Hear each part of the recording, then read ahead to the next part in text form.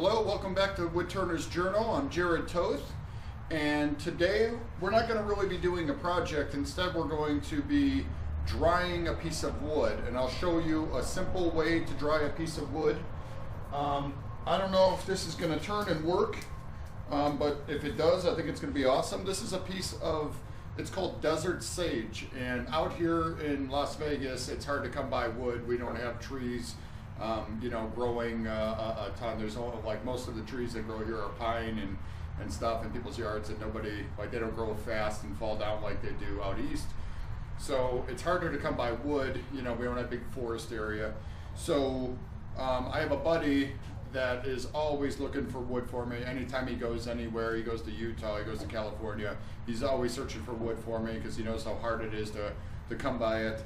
But he actually ripped this one out of his ground. It's called desert sage, and it's like a bush, but it has a really nice, he took the roots out and everything, and it has a really nice base to it. And I think if I clean this up and turn it down, I think it's gonna actually look pretty awesome. I'm not sure, I couldn't find anywhere online anyone turning desert sage, so I don't know if it could be done. But today we're going to try it, and I'll show you the process to get this ready to be turned, and we'll dry it out, and that will be another project in the future.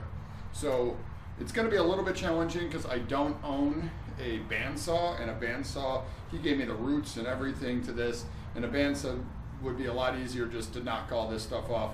So I'm going to have to get creative with the tools that I have. So I'm going to clean up all this and get it where we could mount it up on the lathe. So I had to get really creative on how to eliminate all these branches on here, and I didn't show it because perhaps it wasn't the safest way of doing things, so I don't want to show something, but I got it done, and I'll just say I used a combination of my miter saw and my table saw, and I just slowly hacked off. And I have this balanced the best I can.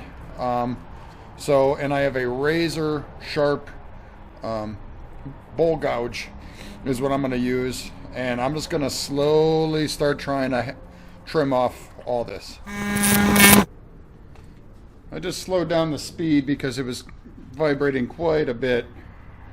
So push you back a little bit. Get in there. Let's try this again.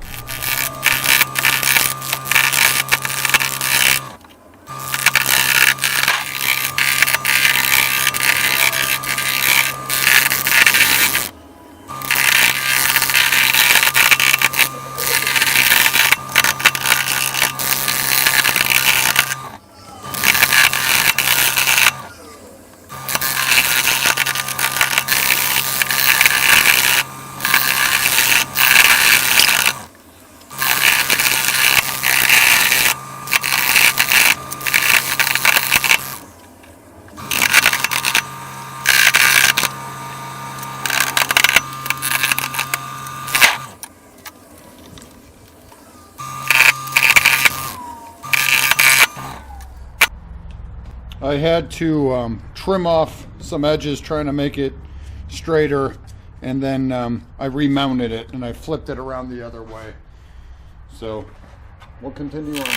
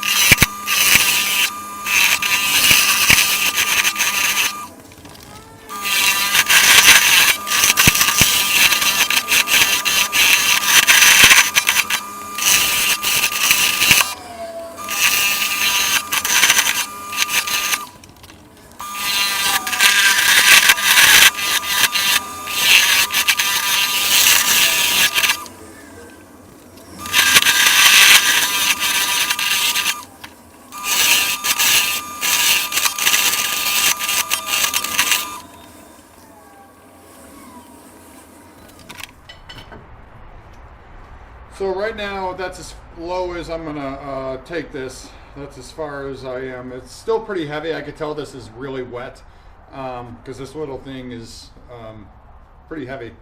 All these little cracks and whatnot, I'm not sure what I could actually do with this. It's a free piece of wood, but I'm thinking I'm gonna have to let it dry out, trim it down, and then maybe fill it with sawdust or some rock or granule, something along those lines. So the next step to this is we need to weigh it on a scale. Okay, here we are. I have it turned down to as far as I want to go with it because it's still going to, you know, dry out and change shape and everything else.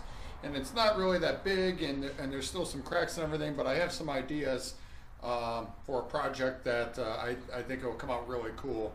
Anyways, the next step is you want to throw it on a scale and get the weight of it after you turn it.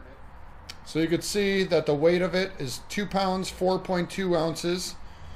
And that's important. We're going to want to keep track of that. And I'll show you the next step. So the next step is all the shavings and everything from it, I swept into a big pile. You're going to want to put some of those in a brown paper bag. And all that stuff. In a brown paper bag. Then take your piece, put it in there, and cover it with more shavings.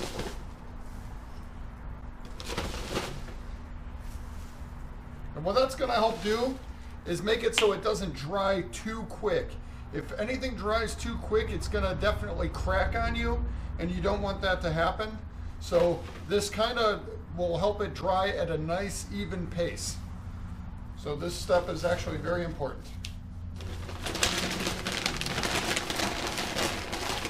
Seal up the bag there, and then what I'm going to do is I'm going to let this sit around. I'm going to write on there 2 pounds, 4.2 ounces.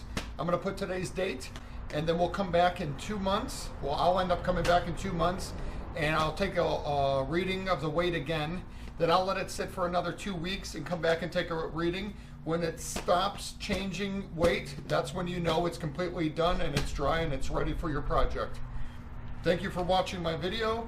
I hope this helped anyone who's trying to dry out their own blanks.